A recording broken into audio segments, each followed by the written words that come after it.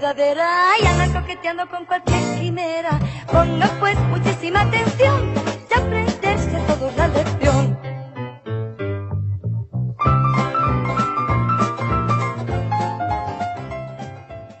Bueno, llegamos al momento en que nos dedicamos a un repaso, porque tiene que ser un repaso. Se supone que hemos visto la lección a lo largo de la semana.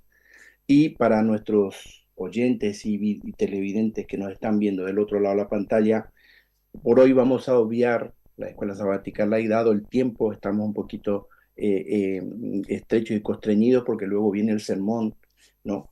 Entonces, vamos a entrar directamente en tema y haciendo como un pequeño, voy a tratar de hacer una pequeña introducción. Yo me bauticé a los 12 años, porque lo quise así, me vi, sentí ilusionado la edad que tenía Jesús cuando un israelita era presentado y era reconocido socialmente ya como un hombre dentro de la sociedad hebrea. Me habían ayudado en el estudio de la Biblia y por lo menos intelectualmente daba razones de conocimiento de lo que era eso.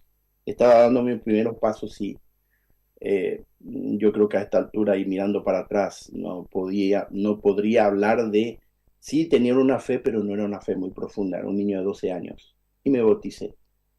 Pero luego, a medida que fue pasando el tiempo, hubo algo que me inquietó siempre y no entendía. Y es que, por un lado, cuando leía yo todo lo que convencionalmente llamamos el Antiguo Testamento, a lo largo, desde el Génesis hasta Malaquías, veía cómo Dios eh, anticipó y describió perfectamente todas las características de el ungido, el elegido, el Mesías, que iba a rescatar al hombre, iba a venir a la tierra y rescatar al hombre de su condición de pecado, de pecador, y por lo tanto condenado a muerte eterna, ¿no? Y no entendía yo cómo es que Jesús nace y crece en medio de ese pueblo que detentaba la Biblia de Jesús, que es la Biblia que nosotros llamamos el Antiguo Testamento, y sin embargo, como dicen los evangelios, Jesús vino a los suyos y los suyos no le recibieron. Y nosotros leemos los evangelios y vemos que no lo reconocieron, no le entendían, no se daban cuenta quién era. Y eso no solamente la gente del pueblo, ahí por ahí había flashes o ráfagas, pero en general no se daban cuenta, todos esperaban que él fuera el gran suministrador para que no hubiera hambre, el que generase una etapa dorada de bienestar económico y sobre todo y por encima de todo, el Mesías que todos esperaban era el que los liberase, en este caso, del yugo romano. Entonces yo no entendía, ¿cómo? Pero si está tan claro. Salmos 22, Isaías 53, es decir, ¿cómo iban a ser? ¿Dónde iban a ser? ¿Qué circunstancia iba a rodear a su nacimiento? Todo estaba descrito a lo largo de milenios para ese pueblo que iba transmitiendo ese conocimiento de generación en generación. Y sin embargo Jesús viene y no lo conoce. Claro, ahora nosotros nos encontramos en el estudio de Marcos y justo esta lección nos toca ya en las semanas previas a la inminente apresamiento, juzgamiento, sojuzgamiento y crucifixión de Jesús. Y Jesús, yo me imagino, veía ante sus ojos pasar el tiempo con tanta velocidad y se daba cuenta que ni siquiera sus propios discípulos lo habían captado, se habían dado cuenta quién era él. Un poco viendo esa, ese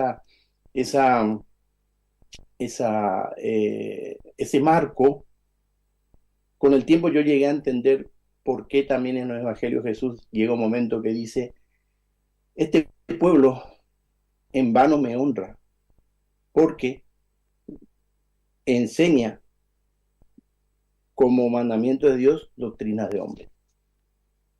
Entonces aquí entra a tallar lo que yo muchas décadas después entendí, aprendí, a pesar de que, como os comentaba, fui prácticamente adventista de nacimiento, no había comprendido, y es que existía en la época de Jesús lo que muchas veces mencionamos muy por encima, que era la tradición. Satanás había hecho una buena obra con la tradición, tan buena que nosotros vemos el resultado, ¿no? Y yendo de entrada al inicio del estudio de la lección, vemos que Jesús entra en un terreno peligroso. Si ustedes recuerdan, Betsaida fue uno de los lugares que rechazaron a Jesús realmente. Vuelvo a repetir, porque él no se adecuaba al patrón del Mesías que ellos reconocían. Entonces, ahí vemos, con eso empieza la lección y veo la pregunta. Vemos el acontecimiento del sanamiento del ciego, con una característica que menciona la lección. Lo dejo aquí para que cada uno de vosotros deje su reflexión al respecto. Un ciego al que Jesús, para sanarlo, lo hace en dos tiempos. Para mí como médico, a veces yo ayudando con mi poco conocimiento de medicina, tengo que esperar a veces semanas hasta ver la recuperación de una persona. Leyendo la Biblia, nosotros nos acostumbramos a que Jesús, con un toque, incluso inconsciente, como la mujer que tocó su manto, él sanaba. Pero en este caso, él tiene que hacer dos movimientos o dos actos para curar a este ciego. Abro entonces ahora el diálogo para que cada uno de vosotros me deis, vayamos dando así en forma sucinta. Digo esto por el tiempo que nos queda. ¿Por qué pasó esto? ¿Cómo lo habéis visto? ¿Qué aproximación habéis tenido? ¿Y de qué está hablando Marcos en esta parte especial, ya la última parte del capítulo 8 y el capítulo 9 en la etapa de la vida de Jesús? Bueno, el autor de la lección plantea una posible interpretación y dice: probablemente se trata de una parábola actuada, es decir, una acción destinada a ilustrar el hecho de que la percepción espiritual a veces requiere cierto tiempo para desarrollarse. Y bueno, creo que tiene razón, digamos, en el sentido de que Dios nos da toda una vida de ventaja para conocerlo. De hecho, dice que la vida eterna es conocer a Dios y a Jesús, ¿no? A quien Él ha enviado. Y nosotros estamos, ¿cuánto? 40, 50, 60, 70, 80 años acá y no terminamos de conocerlo o de conocer el Evangelio. Entonces, como que estamos hablando de un proceso necesario. Necesariamente es un proceso. Si bien la justificación en teología se dice que es instantánea, es decir, cuando uno ya cree en Jesús, inmediatamente Dios lo ve como un hijo justificado y a salvo. Pero que yo perciba las cosas espirituales del reino de Dios y que conozca a Dios y que comprenda la palabra de Dios y el Evangelio, eso me lleva toda la vida. O sea, no es que yo voy abriendo el tesoro de la palabra y voy sacando riquezas y se va renovando. Nunca alcanzo un nivel en el cual yo puedo decir, listo, terminé, se acabó, ya me las sé todas. Eso es imposible. O sea, como que vamos en un increscendo, digamos, constante. Y creo que acá Jesús posiblemente quiso interpretar eso, quiso dar a entender eso, quiero decir, de que incluso la sanación física es un proceso y la sanación espiritual puede ser un proceso, de hecho, también, ¿no? De hecho, yo creo que lo es. Sí. Fíjate, Jorge, que decías, te bautizaste con los 12, yo me bauticé con 10. No tengo la fe que tenía hace 10 años, no que aquella fe fuera mala. Era la fe que tenía y me parece que lo hice, realmente estoy muy contento de haberlo hecho con 10 años, porque tomé una decisión en un camino que además marcó mi vida. Si hubiese esperado a tener una fe amplia, correcta, grande, igual me había equivocado, porque quien no espera nunca es el enemigo. Pero tampoco hablo como lo hacía cuando tenía 10 años, ni pienso como lo hacía cuando tenía 10 años, ni mi relación de pareja con mi mujer es la misma que cuando nos casamos hace 36 años. Las cosas crecen, van aumentando y van mejorando. A mí me encanta este milagro que hay gente que le pone muy nervioso que Jesús lo tuviera que hacer en 2 veces, como lo he hecho me ha salido mal, venga, tengo que repetirlo. A mí me gusta justamente por esto, porque me parece que con Dios no siempre todo sale a la primera.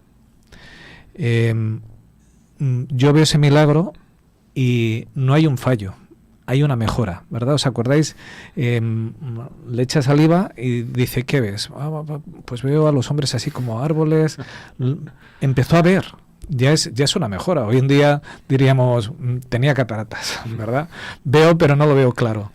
De ciego a cataratas, ¿cuántos ciegos no dirían? Yo, aunque fuese viendo borroso, me gustaría ver. Con Dios a veces las cosas son así.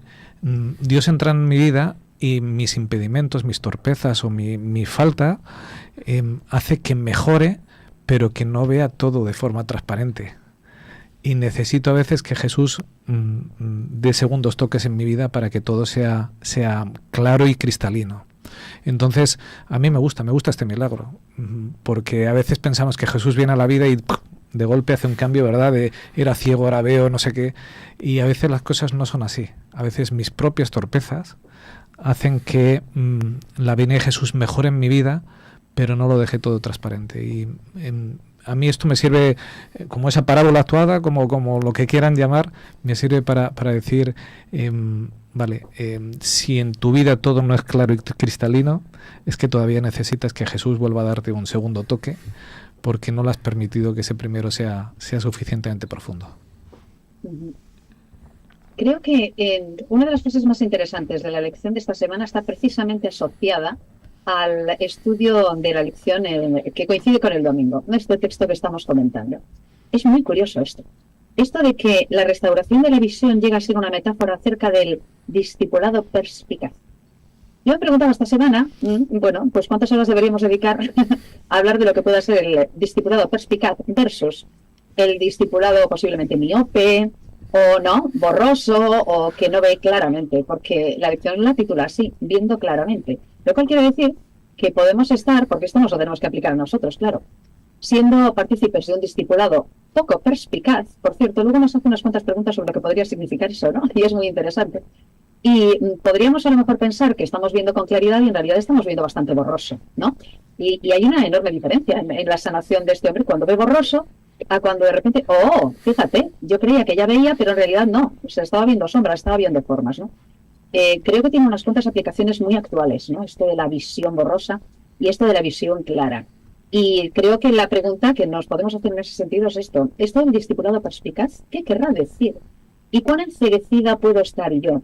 Yo me bauticé con 14 y la verdad es que efectivamente uno se da cuenta de que entonces, y cuando tienes 18, 20, 25, ¿no? Crees que ves todo clarísimo y a medida que va pasando el tiempo te das cuenta de tus miopías, de tus cegueras y también de los problemas que tienes todavía para ver con claridad, ¿no? Y creo que en ese sentido esta lección nos da unas cuantas pautas, ¿no? Para diferenciar la ceguera. Por cierto, hace pocos días hablábamos de que no hay peor ciego que el que no quiere ver y hablábamos de algún texto que decía unge mis ojos con colirio para que vea, porque a lo mejor efectivamente creo que veo, pero no estoy viendo claramente. Fíjense ustedes que al final hay también una instrucción de Jesús a este hombre diciéndole, primero él lo saca de las ciudades. Esto es en el contexto de que Jesús había sido rechazado por esta aldea específicamente y sabía que no lo iban a entender. Y como en otras ocasiones, algunos estaban ahí, fariseos o sus espías, lo iban a acusar de ser demonio, de practicar ¿no es cierto?, actos heréticos. Y le dice, no entres en la ciudad, vete directamente a tu casa. En ese contexto podemos entender que Jesús se acercaba rápidamente a la Pascua, tras la cual él iba a ser entregado, ¿no es cierto? Entonces él necesitaba urgentemente que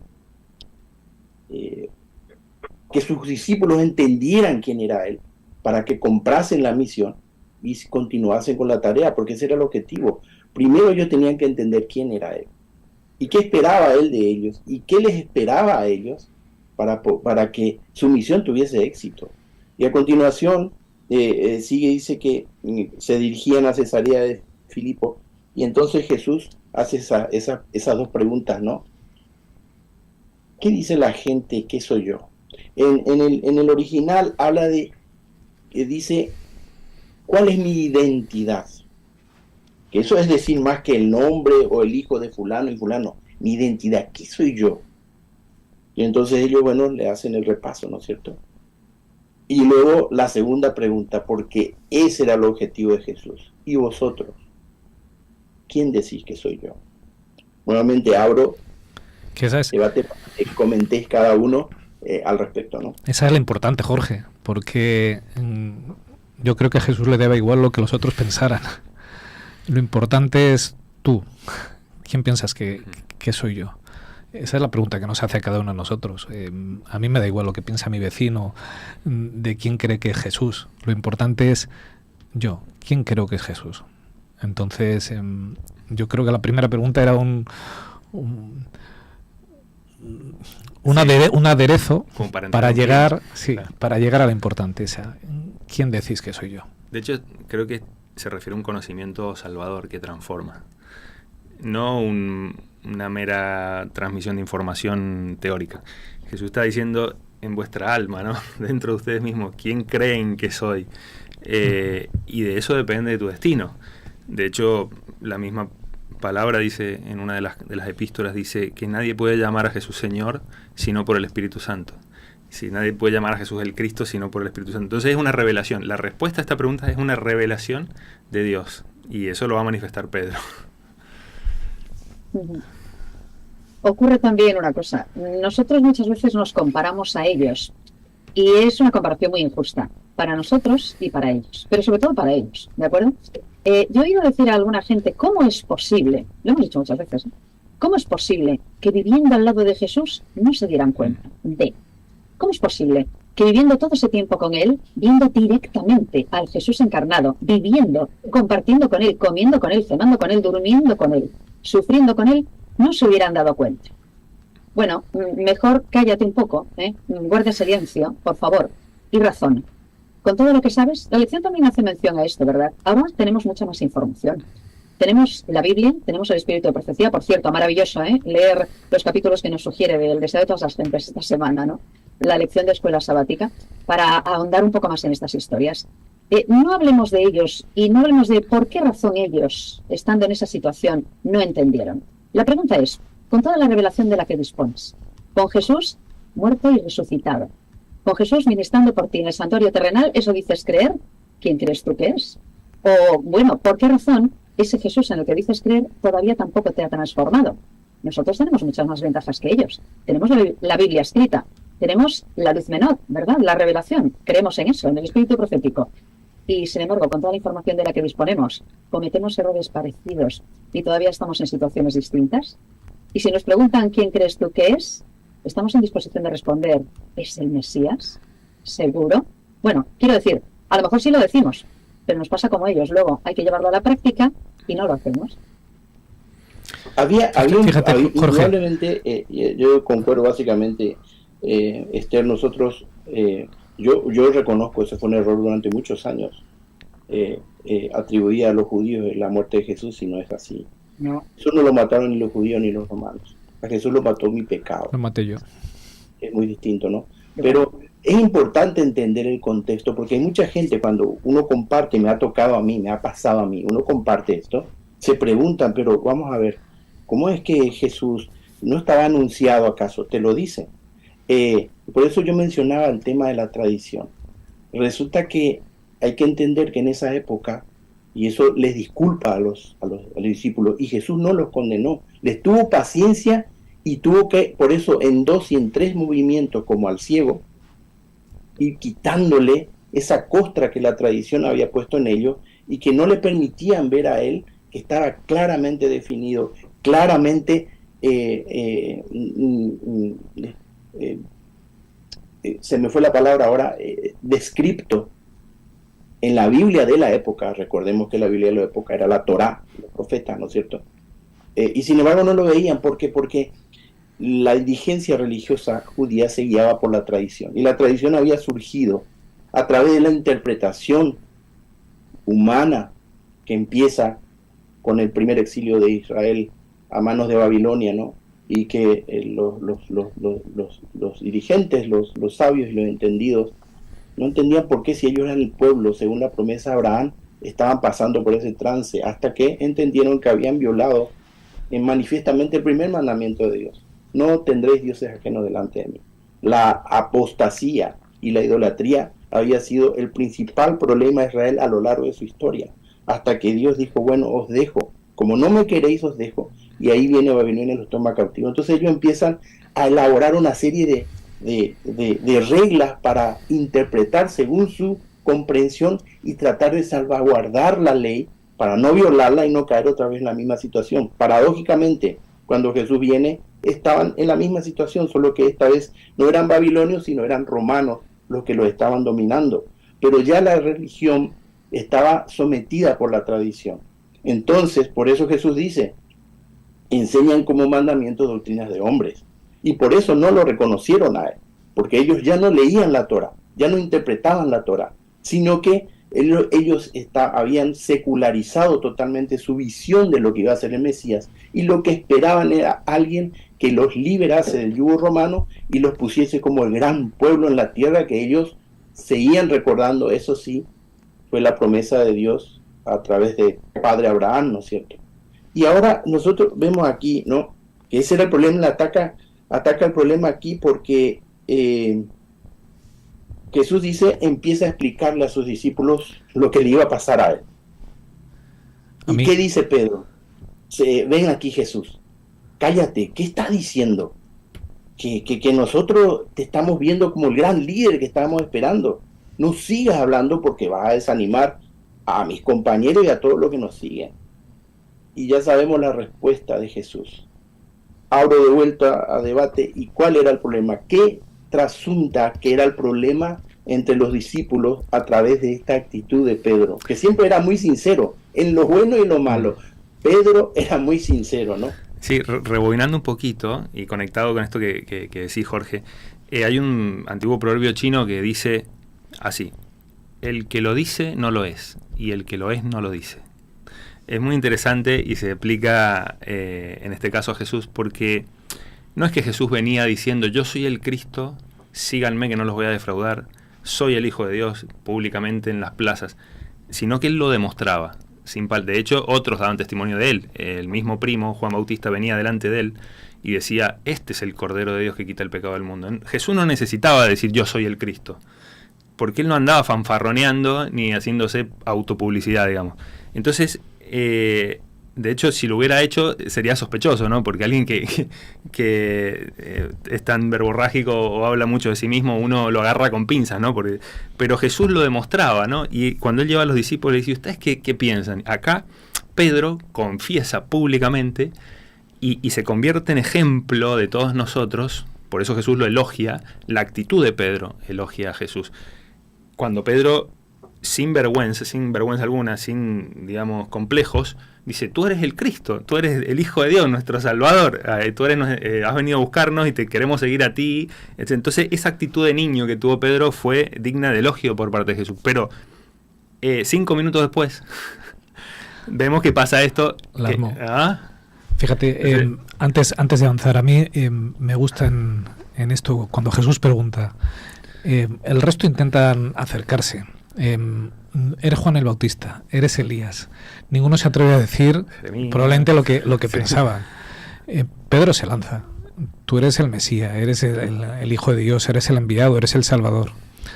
Lo que me sorprende es lo que luego hace Jesús, ¿verdad? Porque confirma y dice, bienaventurado eres Pedro, ¿vale? Porque esto no te lo ha revelado ni carne ni sangre. Pero lo que les ordena es, no se lo digáis nada a nadie. Eso es lo que a mí me sorprende. Porque una noticia que tenía que ser tan esperada podía ser mal interpretada, podía ser mal utilizada. En base a lo que estabas diciendo, Jorge, a lo que ellos esperaban del Mesías, ¿vale?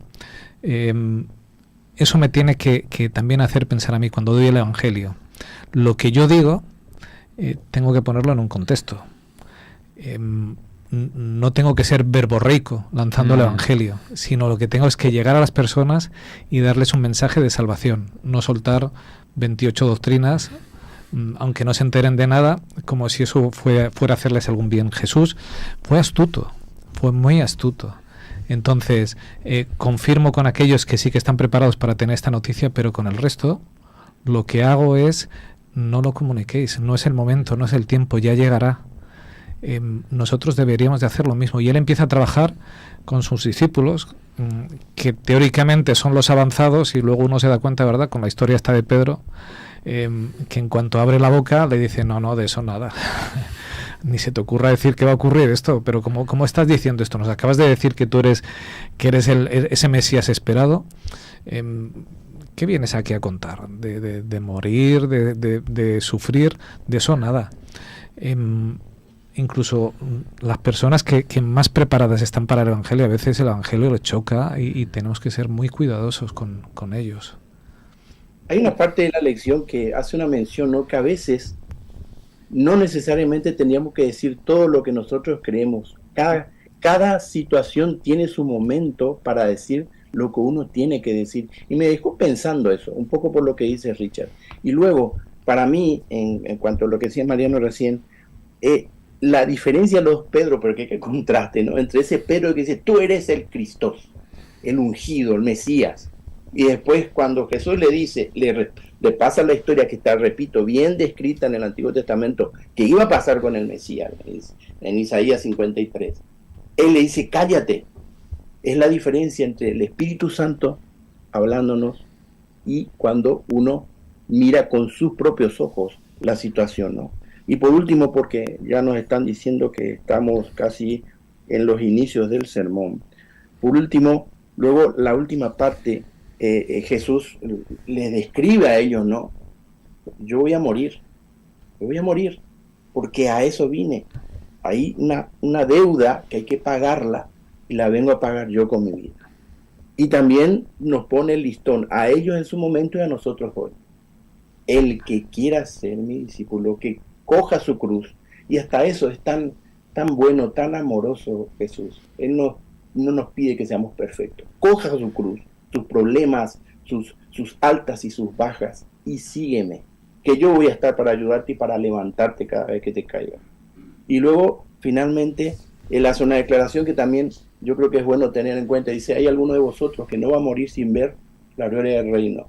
Y muchos lo toman literalmente y dicen, pero si murieron todos y Jesús todavía no ha venido. Pero sabemos cuál es la explicación, ¿no es cierto?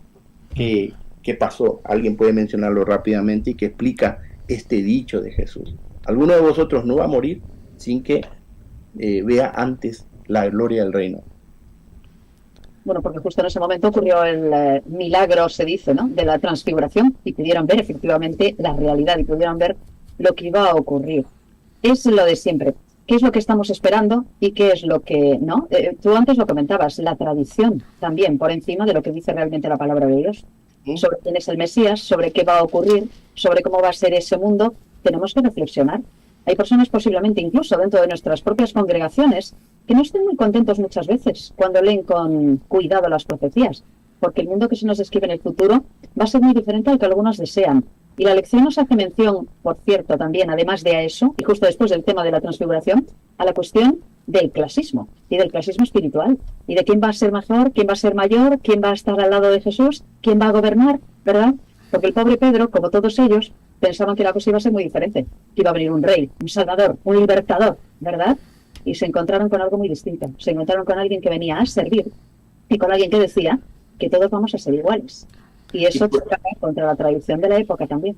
Y porque la visión de ellos era temporal, pero claro, el reino de Jesús era atemporal. Estaban hablando de dos cosas totalmente diferentes. Yo no quisiera irme sin es que por lo menos brevemente comentemos esta parte que está, para mí, por lo menos como pecador y como quien quiere ser seguidor de Jesús, es tan importante, que fue este evento de este hombre que tenía el hijo endemoniado. Y lo trae ante Jesús. Y leo textualmente y rápidamente, dice, ¿cuánto tiempo hace que le pasa esto? Desde niño, muchas veces el espíritu le arroja al fuego, etc. Y él había dicho antes, si puedes Jesús, cúralo. Entonces Jesús le contestó, versículo 23, ¿cómo si puedes? Para el que tiene fe, todo es posible. Entonces el padre del muchacho exclamó, yo tengo fe, pero ayúdame a tener más. Para mí, por lo menos, mi querido amigo, esto es como agua fresca para mí. No sé para vosotros cómo entendéis y cómo lo aplicáis en vuestras vidas, este gesto de Jesús para con ese padre desesperado. creo que ese Padre representa a todos nosotros de alguna manera, porque ¿quién se puede jactar de decir yo tengo toda la fe? Si fuera cierto, podríamos curarnos a nosotros mismos o resucitar muertos o mover montes, y no lo hacemos. Entonces, estamos representados por ese Padre, y está muy bien la oración de decirle a Jesús constantemente: ayuda a nuestra incredulidad y aumentanos la fe. Me parece, ¿no? Es que a veces esa es nuestra lucha. Tengo fe, pero la duda me ataca. Que eso es lo que le pasaba a aquel padre. Tengo fe, pero después de tantos fracasos, ayuda a mi incredulidad. O sea, necesito creer en ti. Sé que eres mi única esperanza, pero soy humano. Y Jesús lo entiende muy bien. O sea, Jesús no le dice, vale, tu fe no es perfecta, no puedo hacer nada. No. Jesús coge lo que tiene, que lo que tiene es sinceridad. Que eso es con lo que trabaja Jesús en nuestra vida, con la sinceridad. Y a partir de ahí hace el milagro en aquel chaval. Entonces, ¿qué pide Jesús de mí? Lo que pide es sinceridad. Yo a veces oigo oraciones, en días fatales, que uno dice: gracias, Señor, por este día que tú me has dado. ¿Cómo tú puedes orar gracias, Señor, después de que tu día es fatal? Eso no es tener sinceridad con Dios. Dios lo que quiere es que le diga es: he tenido un día horrible, pero tú has estado a mi lado. Dios lo que busca de mí siempre es la sinceridad. Eso es con lo que trabaja. Cuando yo soy sincero ante mi Padre, cuando yo le digo me falta fe, cuando le digo el día hoy fue horrible, no te vi por ningún lado, a partir de ahí Dios puede trabajar en mi vida. Entonces, lo que busca no es que seamos perfectos, lo que busca es que seamos sinceros para que Él pueda trabajar en nosotros. Y obró en el crío y obró en el padre, no solo en el crío que le dio sanidad, sino en el padre que aumentó su fe. Entonces, yo creo que es el inicio para trabajar con Dios, que yo me exponga a Él y le diga: mira, estas son mis imperfecciones, así es como llego a ti, con todos mis errores, pero así es como llego. Haz conmigo lo que quieras. Y a partir de ahí Él puede trabajar. Oye, y Jesús responde: ¿cómo que sí puedo? Porque ahí la cuestión es: ¿quién es el que puede? ¿De acuerdo? Yo no puedo, pero Él lo puede absolutamente todo. ¿En qué Dios decimos creer? ¿Cuán grande es nuestro Dios? Como cantamos en un himno que es muy conocido, ¿verdad? ¿Cuán grande es mi Dios? Bueno, pues dependiendo de esa visión que tú tengas de quién es realmente Dios, ahí verás efectivamente quién puede y quién no puede. Lo que yo no pueda, Él lo va a suplir siempre. Él sí puede. Yo quiero resaltar, mis queridos amigos, por eso decía yo como pecador, que para mí esto es agua fresca, porque según lo que nos comentaba Mariano al principio de todo esto, y yo veo la obra de Dios, y como, por lo menos en los programas donde yo estoy, siempre coincide y se concatena todo eso como si hubiese estado trabajado previamente, y no es así. Gracias a Dios que en esos casos, como el de este hombre y como en mi caso, yo tengo delante mío a Jesús, el amigo, el gran amigo, el que me ama, el que tiene misericordia, el que se compadece de mis debilidades y me quiere ayudar, me tiende la mano para levantarme.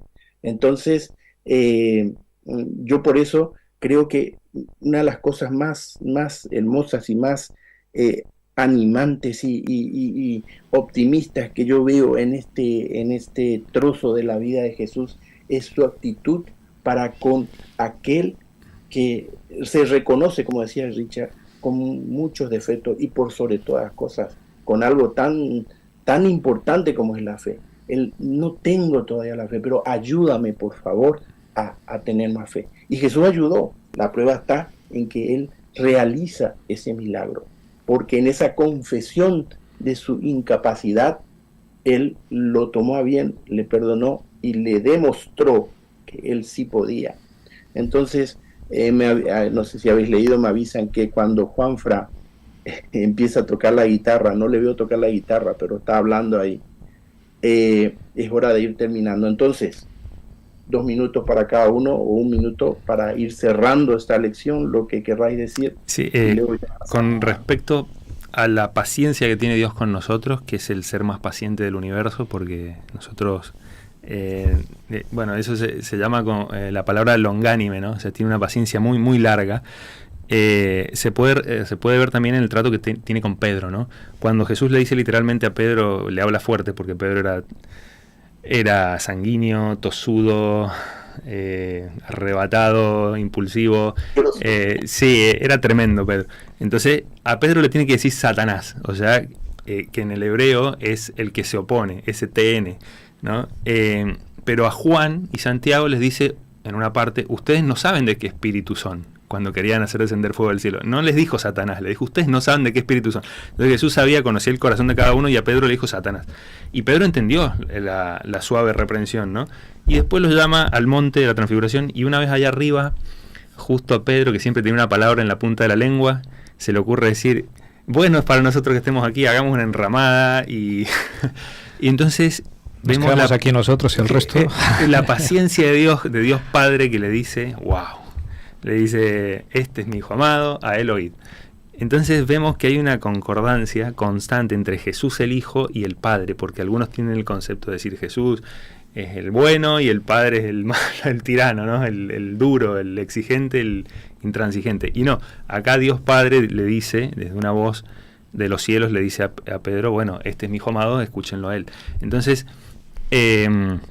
nada, me llama mucho poderosamente la atención esta paciencia que tiene Dios con nosotros en la figura del discípulo Pedro, y obviamente con este hombre que trae a su hijo, porque Jesús se podría haber enojado, porque este hombre manifiesta incredulidad cuando le dice, si puedes, ¿cómo si puedes?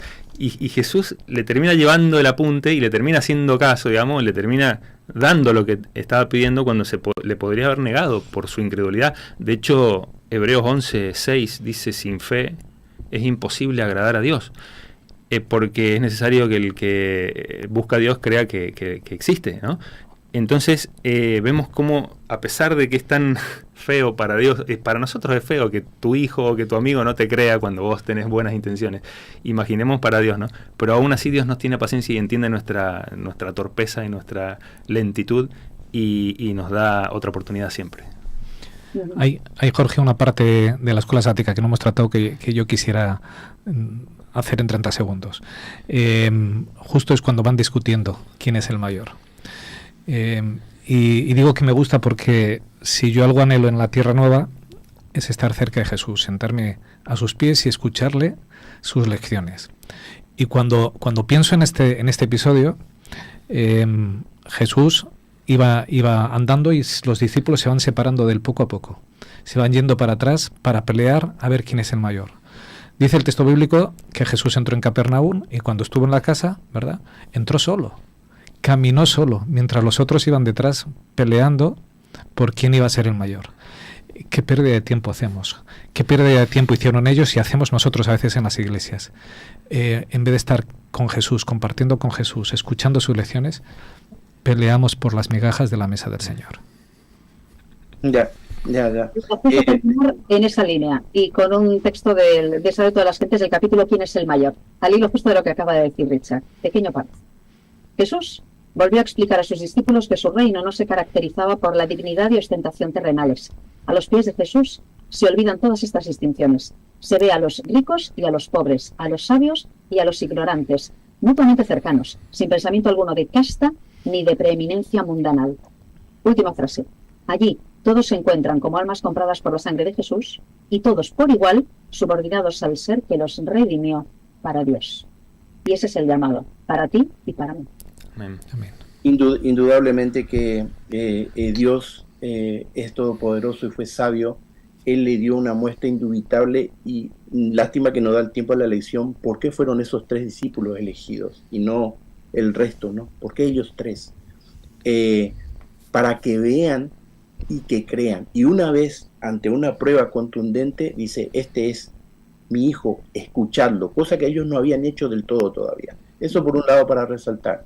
Y por otro lado, Jesús dijo, bien, no confundáis mi reino. Ahí las cosas son al revés de aquí. Ahí el que quiere, aquí todos quieren ser primeros. En mi reino tenéis que buscar ser el último, el más pequeño. Ese va a ser el primero. Es al revés, es totalmente lo opuesto a lo que esta sociedad humana nos ofrece hoy, ¿no es cierto? Y por último, Jesús, con el tiempo ellos entendieron, demostró con su vida eso que él le había dicho un tiempo antes. No hay más amigo que aquel que da la vida por el amigo. Amén. Y ellos cuando vieron todo ese cumplimiento con hechos, como decía Mariano, con hechos, con gestos, con acciones y con obras, lentamente el cerebro se fue preparando para que cuando el Espíritu Santo se derramó en el aposento alto, ellos pudieran realmente tener la verdadera visión y con ello la fe suficiente y la fuerza para encarar lo que hoy sabemos a años vista fue la misión más difícil en el mundo y tuvieron que todos pagar con sus vidas por ello, que es la de y salir y predicar y decir ya con firmeza y con fe y con conocimiento de causa, Jesús es el Mesías. Y hoy nos toca a nosotros eso. Y probablemente tengamos que caminar por la misma senda. Yo no sé si voy a morir y Jesús no viene o si me va a pelear en vida. Pero Jesús ya me ha dicho y tenemos que ser conscientes que el camino para seguirlo no es fácil. Pero como Él dijo, el que valore esta vida, perderá la otra. Y a la inversa, el que valore la otra, aunque pierda pues cada uno tiene que tomar la decisión. Muchas gracias. Realmente una lección para mí por lo menos hermosa, preciosa. Creo que hemos logrado más o menos meditar en todo esto que para mí por lo menos es de mucha ayuda, escuchándoos, no lo que yo he dicho, sino escuchándoos. Y como me han avisado ya, Juanfra está tocando la guitarra, así que no, ¿qué les parece si lo escuchamos cantar? Para mí es toda una revelación.